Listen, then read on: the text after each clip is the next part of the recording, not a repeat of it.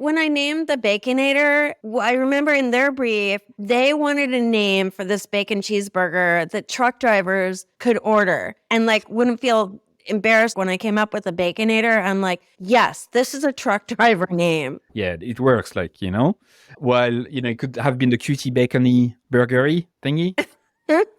And that wouldn't have worked, The baconette. The baconette. Can I have a baconette? The baconita, the baconista. Oh yeah, like the baconista. Like that would be all the baconista. Wrong. Extra bacon. That would be all wrong. Bonjour and welcome to another episode of Everyone Hates Marketers.com, the no fluff, actionable marketing podcast for people sick of marketing bullshit. I'm your host, Louis Grenier. In today's episode, you'll learn how to come up with memorable brand names that stand the fuck out. My guest today is the chief executive boss lady of Eat My Words, the leading authority on brand names. She's the author of the Brand Name Bible. Hello, my name is Awesome, How to Create Brand Names That Stick. I've discovered this book actually 2 years ago at this stage, doing research for my own book and for my own methodology. I fucking loved it. So actionable, well written, funny. And I agree with pretty much everything that the author said, which is rare. I've analyzed and reanalyzed that book. I took thorough notes of it. So that's why I was telling my guests earlier that I wouldn't really need to prepare for this episode, even though I did. Anyway, her own name Hall of Fame includes Wendy's Baconator, the Smitten Ice Cream, the Church of Cupcakes, etc., etc. She's the OG. She's the GOAT, as they say in the US of A. Alexandra Watkins, welcome aboard. Thank you so much. That was a fun introduction. I genuinely, want to thank you for doing the work you do. It's really, really good. Like, your book is really good. I have so many notes around it and all of that. But anyway, let's go deep into the topic straight away, right? What do you think of my podcast name? Oh my gosh, I love your podcast name. It's like, yeah, because everyone does hate marketers. And it's definitely like I'm on a lot of podcasts and yours is super memorable compared to a lot that I'm on. So yeah, kudos on that. Clearly, it seems a lot of people believe that memorable names like mine would only be for like non-boring industries, like B2C, edgy. You can have a memorable name if you are into like, creative and all of that. But for like B2B boring industries, no, you should really stick to easy, ordinary, don't ruffle any feathers. What do you say to that? I always say B2B shouldn't stand for boring to bland. And we have worked with a lot of companies that are B2B companies and recognize that people are people and you don't lose your sense of humor just because you're at work or you need to have a personality to your brand. So an example of one that we did was a law firm, and it's owned by a woman named Layla Benajamali. And she knew when she was starting out that her name would be hard for people to spell, pronounce, and remember. And which is that I totally agree with. A name should be intuitive to spell, easy to pronounce, and easy to remember. So her firm worked with startups a lot, this is in San Francisco, and they help startups get all their foundational documents. And so she wanted a name that would speak to that. So we rebranded them Bedrock, and because it's all about having a solid foundation. And she said when the name changed, what happened, because she had been using her own name, Layla Benajamali, and when the name changed to Bedrock, they started attracting the type of clients that they wanted to work with. And that's what happens. Like with your name, Everyone Hates Marketers, I'm sure you attract the type of guests that you want to have on your show, right? Kind of fun guests that aren't afraid to curse.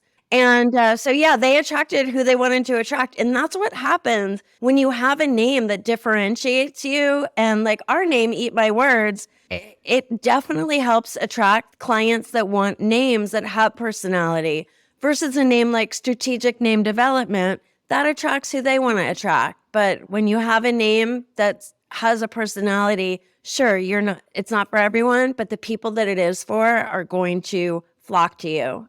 What I tend to notice with the podcast, just talking about it a bit, like with the guests coming in, is it's not that necessarily attract people as guests that wouldn't come on any other podcast that are more traditional, should I say.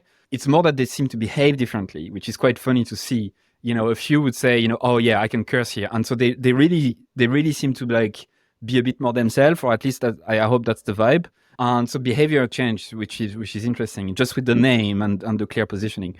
The other thing that you say in your book that I really like, before we go into kind of a deep step by step, you give this example of those 10 names that would have been killed by focus group testing, right? Like, or at the committee, the white men wearing suits in their 50s saying, are you sure? We probably need to do like something a bit more soft. So what do you say to people who are like testing their ideas, testing their names to like a group of people over and over again until everyone is happy? Yeah, I don't believe, and no namer believes in focus group testing, because when you ask someone, what do you think? And it doesn't need to even be a formal focus group. It can be sending a survey monkey to people you know. When you ask people, what do you think of this name? What they hear is, what don't you like about this name? And when you ask someone for their opinion, it's an invitation to criticize. It looks like you're drinking straight vodka, by the way. Oh, it is, yes, with vodka.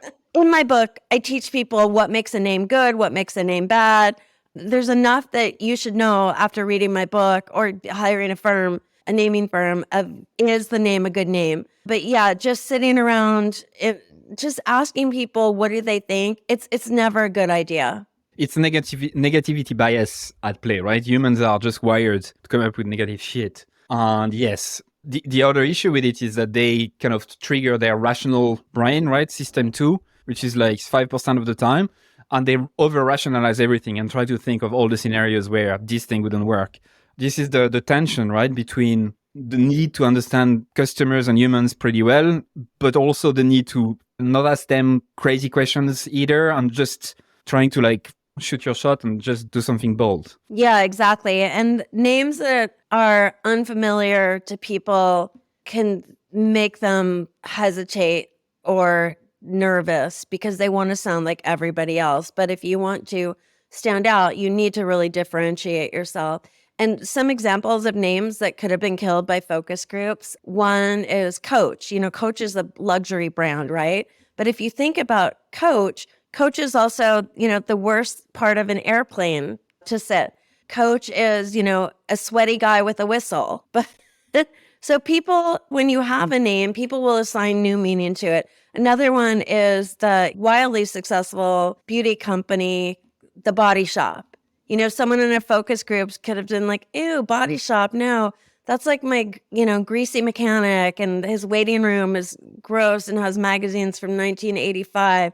Another one in your book is Mac Cosmetics. You say, it makes me think of Big Macs and Ronald McDonald. Yeah. But they're quite famous, right? I mean, they sponsor RuPaul's Drag Race and other stuff. So that's super interesting. I love that. And it's so true, right? You can find something negative to say about everything. And that's why it's true. Asking for feedback is a tricky thing. Going back to the premise of this episode, right? This is something we never talked about on the podcast. I've interviewed nearly 200 people at this stage. We never really talk about how to name something, to name a brand, to name a product before, at least not in depth. Let's talk about the type of names that are shit, right? Let's talk about the things that you should never fucking do, naming-wise. I have an acronym, as you know.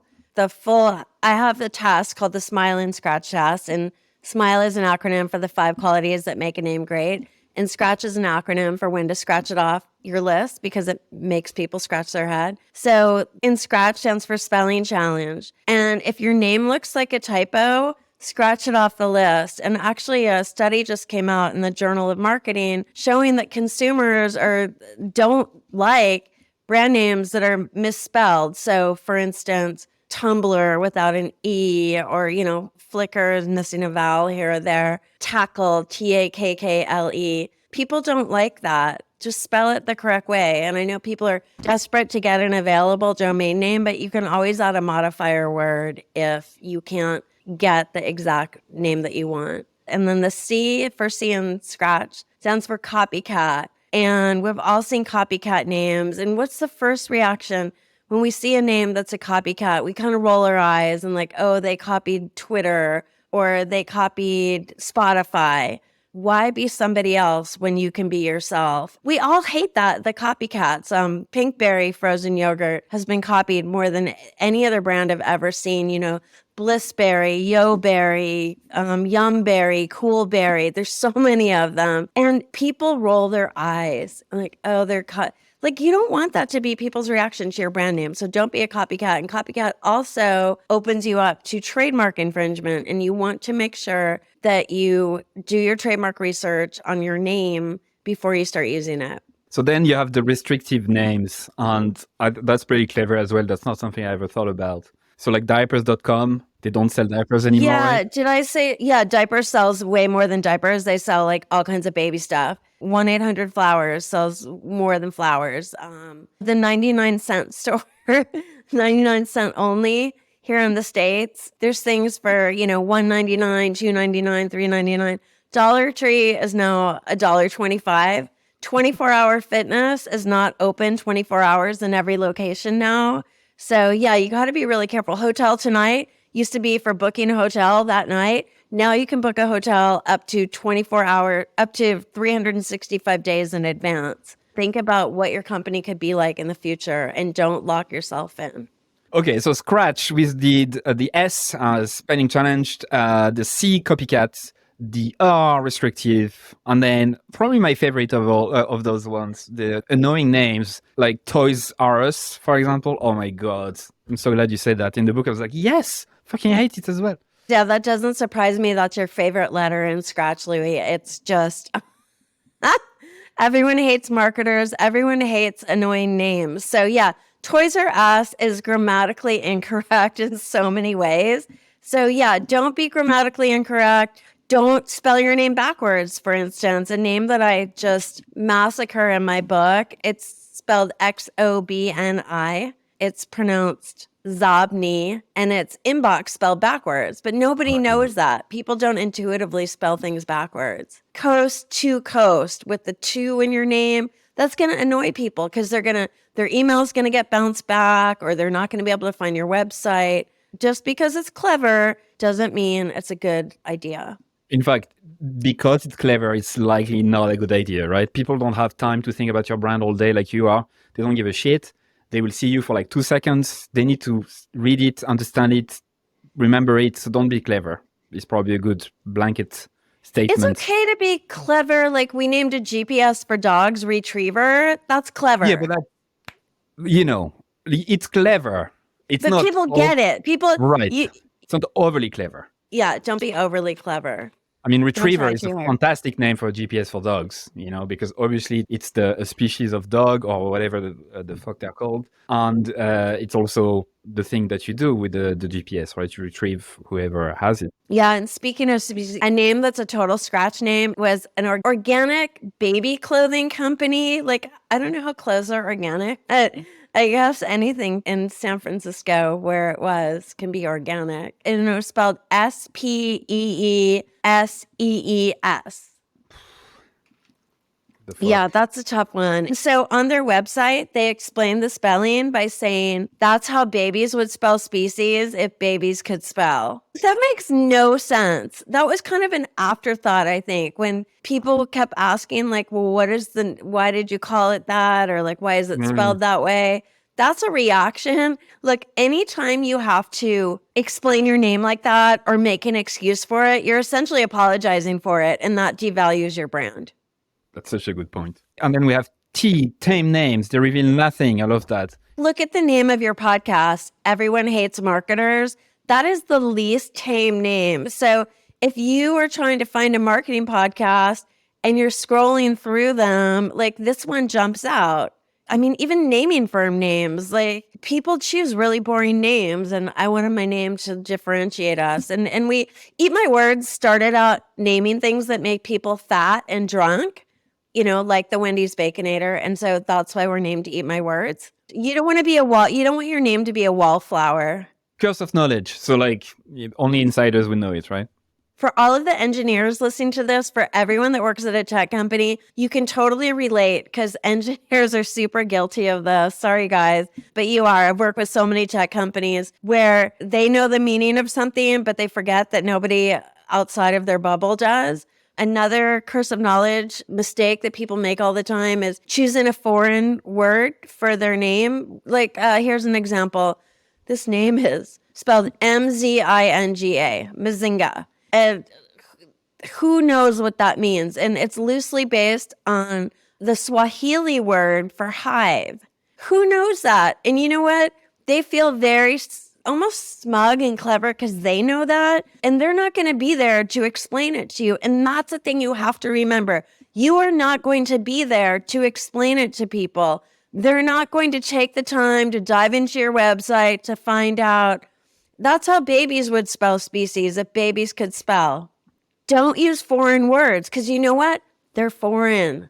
What do you say to people who think of, like, let's say, one or two business name that definitely that matches some of the stuff that you shouldn't do, and yet they're popular? They say, well, this company does that, and so, Sure. it doesn't make sense. What do you say to It happens all the time. People are like, well, what about, it happened to me when I was having my book read by different editors at my publisher, and this woman said, well, what about Wells Fargo? Wells Fargo is a great name. It conjures up images of the Old West. The name Wells Fargo does not conjure up those images on its own. It's spent hundreds of millions of dollars on branding over the last God knows how many years. That's why it conjures up those images. But if they were to launch that name today, Wells Fargo, it says nothing about the brand. Oh, I love the name Kodak. Kodak doesn't say anything about being a camera company. Nothing about film. Zero. When you're starting out with a blank slate,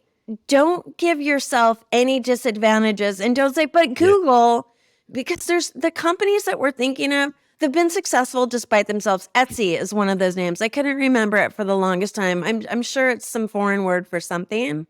Another one is eBay. eBay would have been successful no matter what it was named because it was such a breakout company, right? And concept. We're working with a company right now. It's an AI company and has something to do with photography. And they're like, we want a name, like an iconic name that sounds like a camera company. But why? Why? Like, why don't you have a name that's meaningful to people instead of meaningless? So yeah, and people want to feel clued in, not clued less.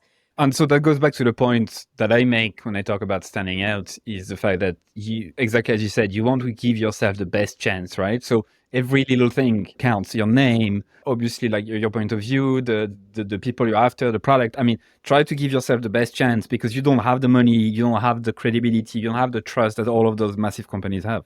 Here's a good kind of acid test is, would someone pay you to wear the name of your brand on a t-shirt? So people want to wear, Michael Kors or, on their purse or, Gucci or Hermes. But how many years have those companies been around?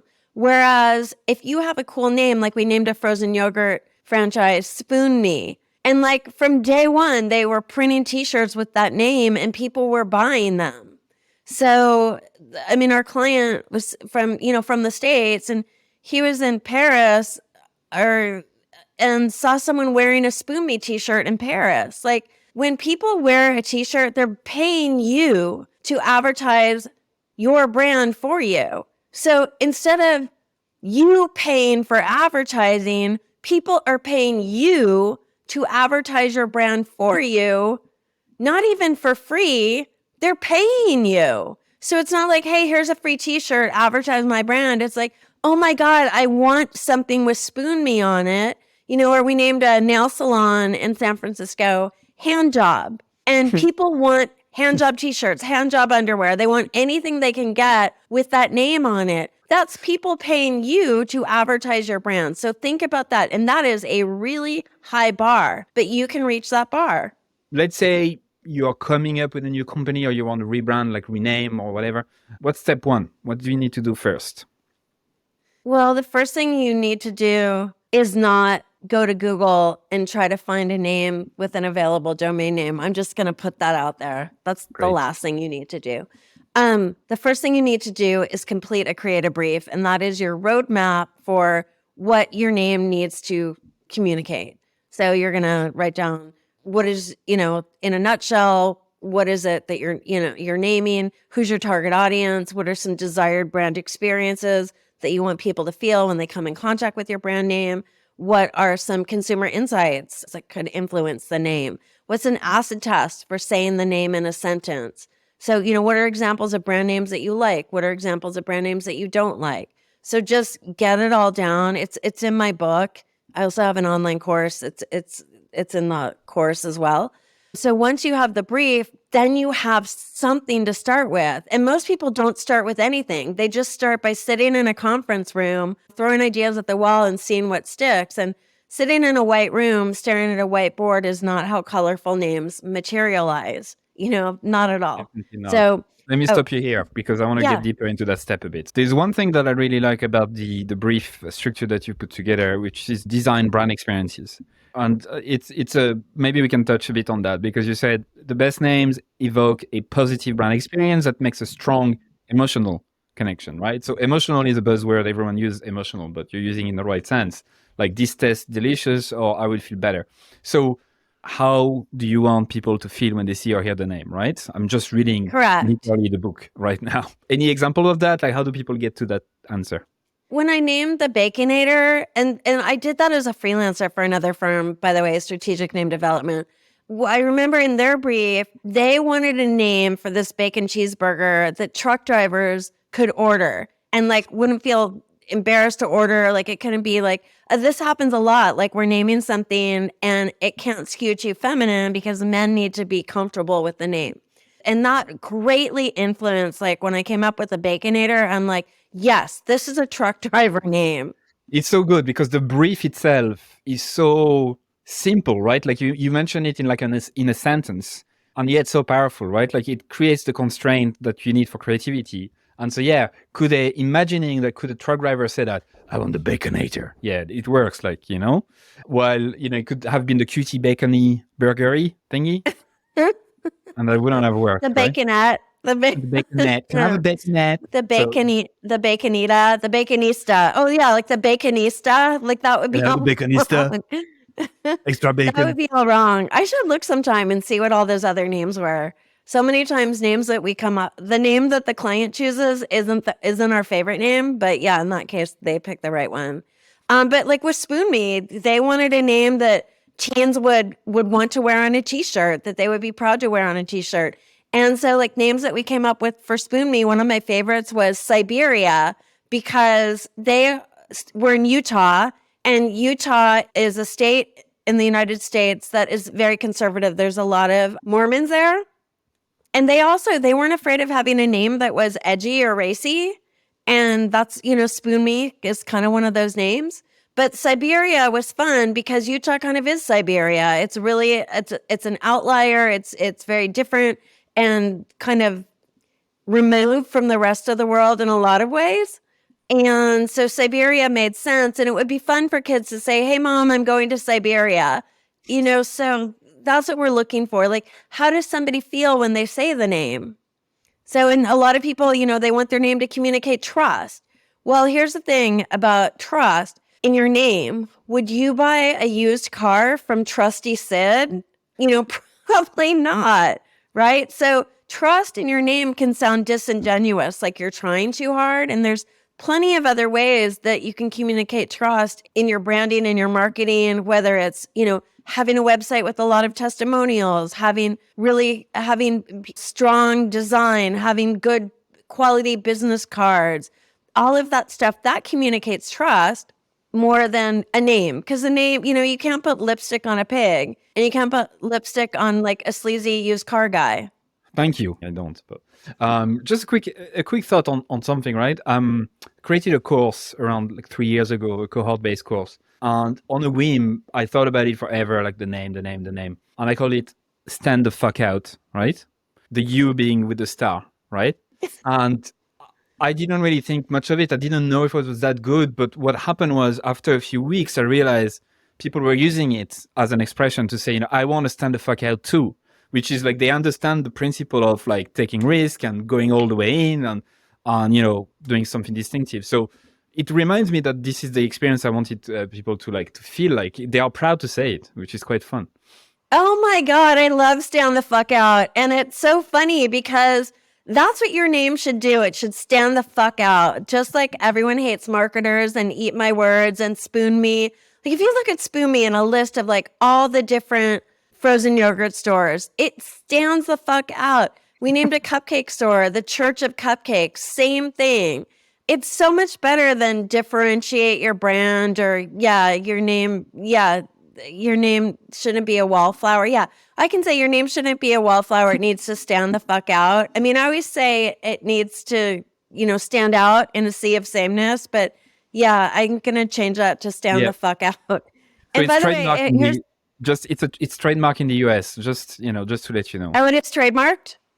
Yeah, No, it's not trademarked. You can't get a trademarked trademark with anything with fuck in it. Like, I good luck with promise that. you, the fuck without the U instead, the star symbol instead of the U. I promise you, it's Oh, trademarked. is this a thing? Oh, okay, Yeah. okay. Yeah.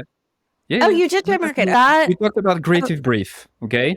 Putting that together, thinking of the experience.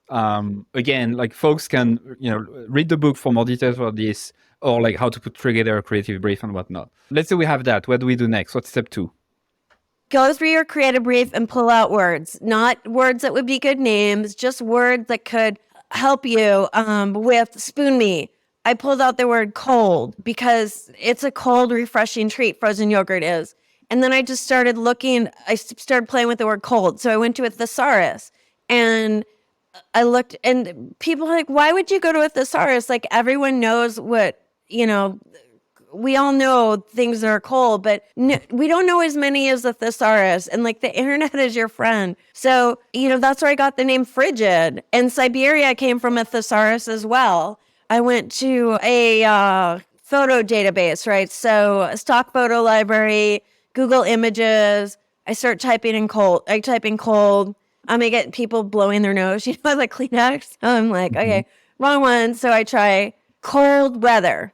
And I see all kinds of things, and I see all these pictures of thermometers with the temperature below 0, right? Or low temperature. And I'm like, what I do is I say it out loud what I'm looking at, because just looking, I need to hear it. So I'm like, okay, below 0, below. And it reminded me that when the client briefed us, and what I knew is that frozen yogurt, in the brief, they talked about it being a skinny treat, and that each serving was, every ounce was like below 30 calories. So 30 below became one of the names that I came up with, because it was just like an interesting, unusual name. Then I see some people snowboarding, and their flagship location was in Salt Lake City, which is near all of these big ski resorts. So I see this guy snowboarding, and I'm like, oh, cool. And like I said it out loud, and I'm like, oh, so cool. That could be like, but then I'm like, well, it's kind of cheesy on a t-shirt. So cool, right? But I still wrote it down. And then, then I played around with the word cool. Just start with words in your brief and start looking up things online. Just, I looked up coldest places on earth. I looked up names of ski runs. Maybe there could be something there. One time I was naming a men's clothing brand, and my client was really into MMA fighting, and I didn't know anything about it. So I'm like, all right, this guy is like masculine dude. So I Googled movie fight scenes, like top 50 movie fight scenes, top 50 movie chase scenes. And I just started looking. What I do is I don't read, I skim, right? So I'm looking for interesting things to pop out at me. And I'm skimming, and I see stunt double. And I'm like, oh, that's the perfect name. Because here's a guy on his sofa, eating flaming Cheetos, and he's watching, sports, but he's watching some, Fast and Furious movie, and he's imagining himself as this dude, stunt double. Like, this is what the guy wants to be. So that became the name. Just look in unusual places, but try to make connections of metaphors. So if you were naming something that's fast, let's say you're in a tech company, you're naming a new microprocessor and it's extremely fast. So then I would go to Google Images or a stock photo library and type in fast. And because photos are tagged with concepts, right? Then I'm going to see, I'll see a puma, and I'm sure puma got their name, it's a metaphor for a fast animal, the running shoes. So that's what you want to do, or find words. Rhyming dictionaries are great. If you think of names like GoPro is a rhyme. Yummy Tummy is a name that I love for like a Spanx kind of brand. Synonyms, dictionaries, you're going to get ideas. Great. So thank you. That's so much detail. Super interesting. And so to summarize it, so the first thing is you do this creative brief, and that puts things into a box, right? Like it creates the constraint that you need. And then you say, write words related to your brand, open dictionary, like look for synonyms, associated words, go to images, like basically feed your brain, right? Like at this stage, it's not about picking a name, as you said. At this stage, it's open your mind, just feed it anything, right? Please correct me if I'm wrong, but you probably will not find a name like that straight away. You probably need to feed your brain, stop thinking about it for a few days, maybe come back to it. And what I found interesting for naming and other stuff related to creativity is when you let your brain, function in the background for a bit, sometimes the answer comes after a few days or sometimes a few hours. I don't know how the process is for you. Yeah, I'll go for a couple hours and then take a break. Maybe come back a few days later. But I think what helps is just writing down everything you come up with, even if it's not the name, because it could lead to something later. And especially if you're doing this task with other people, you can exchange, like my namers send me their list and I'll see a word and then that will make me think of a different name. So just looking at words could be catalysts for other ideas. What I recommend people do is come up with a ton of names, and don't just be like, okay, that's a name. Just keep going, spend some time on it. Because if you think of how long your name is going to last, you need to spend some time on it. A name is the longest lasting investment you'll ever make in your company is your name, because it's going to outlast every piece of office equipment you have, your most loyal employee, whatever you have, your name is still going to be there. So you better make sure it's good. And then, you also need to do your trademark work. So even if you land on a name that you love, there's a good chance somebody else is already using it. So you got to keep going. What happens if you've done all of those exercises you mentioned and you found a couple of good candidates for a name and you check the trademark database and it's already taken? So what are the scenarios there? Can you still trademark it? Obviously, you're not a legal specialist. This is not legal advice. We're just talking, but can you just trademark it if it's a different type of product, or what happens in that scenario? Yeah, if it's a different, so for instance, in the States, we have Dove soap, and then we also have chocolate bars named Dove. We are chocolate ice cream bars dipped in chocolate. No one mistakes the bar of soap for an ice cream bar. We have Ace Hardware, Ace Bandages. Magnum is an ice cream. It's also condoms. So yeah, if you're in, there's Delta Airlines, Delta Van Lines, Delta Dental. So yeah, as long as brands aren't in the same space, you can share a name. And to close the loop about Spoon Me, because you mentioned that example throughout, which I think is fantastic. You share in the book a little anecdote about the fact that they were concerned about it, right? It's not as if you came up with the name, gave them the name, and they were all happy. And when I say they, the people working for the company, ready to go, right? So what were the concerns? No, they did love. They did love that name, but they thought that it would be very controversial in Utah. And they thought people would protest and all this stuff, but it didn't happen at all. What happened is that the grandmas and grandpas in Utah, they thought the name was really endearing and sweet because spooning, it's innocent with your clothes on, but like I say, you got to be careful because spooning leads to force. Oh, that's a great quote. Okay, moving on. No, but go back to it, but without mentioning the spooning too much. The reason why I'm asking you this question is because I want people listening to realize that it's never this kind of perfect scenario, right? Like I described with Stand Up Out in a very smaller scale. It never really feels 100% sure. It's never without concerns or without fear that people might react differently, right? It's never perfect. It feels a bit messy. At least that's my interpretation. Until you see it on T-shirt, until people saying back to you, and then it feels so fucking real. I don't say it's never that simple. It's never that easy. I mean, when I came up with the name Eat My Words, it popped into my head. I was at a nail salon and she had all kinds of cool little stuff in her gift area. And I picked up this pen and the pen had like the end of a fork, like a piece of silverware. But instead of a fork being at the far end of it was a pen. But it looked like a piece of silverware. And when I picked it up, I just in my head said "Eat My Words," and I'm like, that was perfect because I was trying to come up with something that communicated names and things that the whole fat and drunk thing, and "Eat My Words" seemed to fit the bill. But yeah, it's never that easy. Can you give me an example, maybe something you haven't shared in the book, of recent clients where, you don't have to mention the name of the client, by the way, where there was a lot of concern, like from internally, they liked it, but they really felt like, oh, that could ruffle some feathers and people won't like us and customers will stop buying from us. That kind of very fearful internally. And then they put the name out there and nothing bad happened.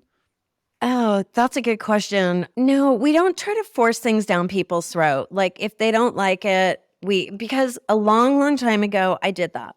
There was a famous porn movie in the 70s called Debbie Does Dallas. And we had a client named Debbie, who is a very well-known voiceover artist in New York City. And so I thought that her name should be Debbie Does Voiceovers. And she went with, I don't want to say I forced her into it, but I pushed pretty hard. So she used that as her name. And she said the men that she worked with just could not, it wasn't working. Like they were just relating it too much to the porn star. They weren't taking her professionally. So she went back to just using her own name.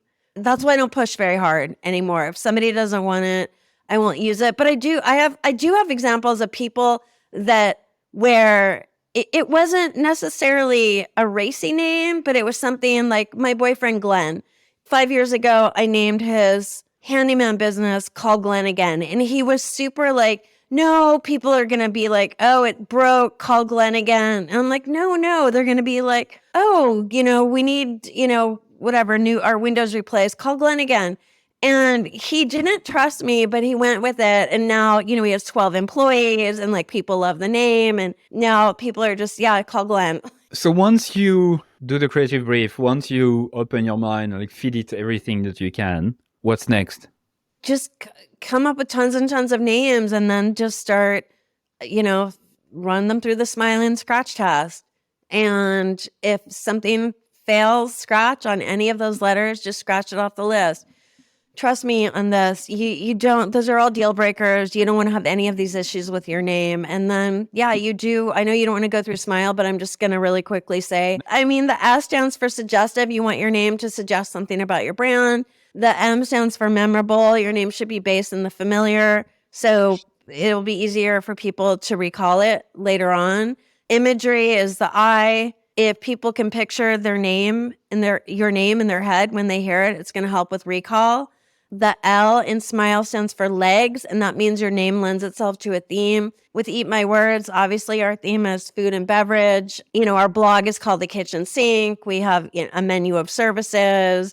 I'm introducing a new service called Snack, and we have Snack and Snack Pack. That's what you can do when you have a name with legs. You can have a lot of fun with it. And then the E stands for emotional, like you said. But marketers do throw around that word emotional a lot. But in this case with the name, you do want a name that makes an emotional connection and resonates with people. Otherwise, it's going to go right over their head. Yeah, they won't care. They won't remember. We have actually a friend in common, the Yes Mistress, right? Melanie. Oh my gosh, yes. Yes, Melanie. I've been working with her. I love the Yes Mistress. It's my favorite name to ever come out of someone that's read my book. And I'm actually helping her with some of her names around that. So I coach her, consulted for her for a while to develop her positioning, to develop her brand. And I remember at the stage of naming, I said, you should read that book. And in true Melanie's fashion, she went all in. She really, when she does something, she does it with intensity and all of that. And when she came with that name, I was like, it's not that I loved it instantly. It'd be a lie to say that, but it was, wow, it's fucking good. But then once she started to use it, and once she started to have people saying, hey, it's so good. I love it, whatever. Then it felt really real and stuff. So yeah, the Yes Mistress, she does coaches with sales and stuff. So yeah, I think it's a great example of someone on their own following the structure and willing to really go deep, where she associate the world of the dominatrix with the world of the sales. And yeah, it was spot on, and she's very happy with it because clearly it's making a difference, right? And so, or originally, I think the name she wanted was salesforcoaches.com or something like that. So Yeah, no, Yes Mistress is so good, and I'm working on her, working with her on sales right now, and it's such a good name for a coach. I have a couple coaches right now, and like you need to obey your coach, so that's why I love her name. any other names that maybe you didn't mention in the book or in this episode so far that you absolutely fucking love, beside mine, obviously? No, I have to say the names that I love because they're worth mentioning. Because not everyone's going to read the book. One of my favorite names ever is, I think this is my favorite name ever. It's a bike pump, an air pump, and it's named Joe Blow. Like that just makes me smile, you know. And that's what I mean by an emotional connection. If you can make someone smile, you're gold. Yeah, that's what I just did when you shared it. So it's, yeah, that's kind of what you want, right? Great stuff. Okay, well, Alexandra, thank you so much for going through all of this with me. I just have a couple of questions that I ask all my guests before I let you go. What do you think marketers and folks doing marketing should learn today that will help them in the next 10, 20, 50 years? I think you should I think everyone needs to learn how to use ChatGPT to their advantage. Look, can ChatGPT come up with names? Yes. Are they good? Not so much, but can I use it to help fuel my brainstorming? Absolutely. I can. And you know, any namer that's, oh no, you can't. Yeah, you can. I asked it to come up with 50 creative names for a dog wash, and it actually did come up with some good names. But you know, it's never going to replace a human, and I don't think ChatGPT could come up with a name like Spoon Me or Retriever or even Eat My Words. So it's not clever yet. So I'd say learn how to use it and don't be afraid of it. It is the future, and the future is here. Everything we're naming these days has something to do with AI. Yeah. So yeah, that would be my advice. AI is not a trend, right? AI is here to stay. AI is a revolution of today. And if you give it a good brief, right, it really gives you good shit, you know, and you can really like challenge him or her or them, whatever you want to call that thing. And it's really, really good. It's getting really, really good. So yeah, absolutely. I wanted to say it actually when you mentioned the brainstorming stuff, but I didn't, but yeah, AI stuff are here to stay and so helpful for this kind of stuff. What are the top 3 resources you recommend listeners today? Well, people should read my book. If you're a marketer, the book should be in your library. It just, it was named an Inc. top 10 marketing book. So I think that alone says why you should have it. Hello, my name is awesome.